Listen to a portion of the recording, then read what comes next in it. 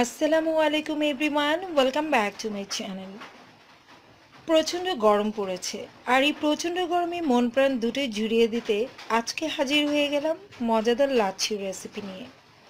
আশা করছি বরাবরের মতো আমার আজকের রেসিপিও আপনাদের ভালো লাগবে। আজকে আমি আপনাদেরকে তৈরি করে দেখাবো কিভাবে আপনারা ঘরেই পারফেক্টলি রেস্টুরেন্ট বা ফাস্টফুড স্টাইলে লাচ্ছিটা তৈরি করে নিতে পারেন।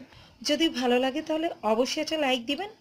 আর আমার চ্যানেলে যারা একদমই নতুন, যদি আমার আজকের রেসিপি আপনাদের ভালো লাগে তাহলে অবশ্যই আমার চ্যানেলটিকে সাবস্ক্রাইব করে পাশে থাকার অনুরোধ রইল। তো চলুন ঝটপট দেখে নেওয়া যাক এই রেস্টুরেন্ট বা ফাস্টফুড স্টাইলে পারফেক্ট লাচ্ছি রেসিপি।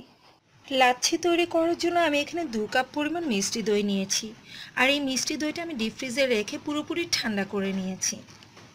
এতে করে লাচ্ছিটা খেতে খুবই ভালো লাগবে। আর আজকের এই লাচ্ছিতে আমি এক্সট্রা কোনো বরফ কুচি বা আইস কিউব ইউজ করব না, সেজন্য আমি ডিপ ফ্রিজে রেখে পুরোপুরি ঠান্ডা করে নিয়েছি।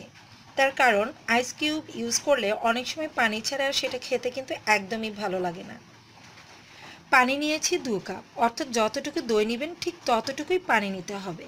আর পানিটাও কিন্তু আমি পুরোপুরি ঠান্ডা করে নিয়েছি। চিনি নিয়েছি 4 টেবিল চামচ। মিষ্টিটা আপনাদের ইচ্ছে অনুযায়ী বাড়িয়ে কিংবা কমিয়ে নিতে পারেন। যেহেতু আমি অরিজিনাল বগুড়ার মিষ্টি দই নিয়েছি, সেই ক্ষেত্রে খুব বেশি চিনির প্রয়োজন হবে না। গুঁড়ো দুধ নিয়েছি 2 টেবিল চামচ। এতে করে লাচ্ছিটা খেতে খুবই ভালো লাগবে, একটা ক্রিমি ক্রিমি ভাব আসবে। আমি সবগুলো উপকরণই ব্লেন্ডারের জাগে নিয়ে নিয়েছি। এবার এটাকে ঢেকে ব্লেন্ড করে নিব 15 থেকে 20 সেকেন্ড। ব্লেন্ড করা হয়ে গেছে। এবার আমি সার্ভিং গ্লাসে এই লাচ্ছিটা ঢেলে নিচ্ছি।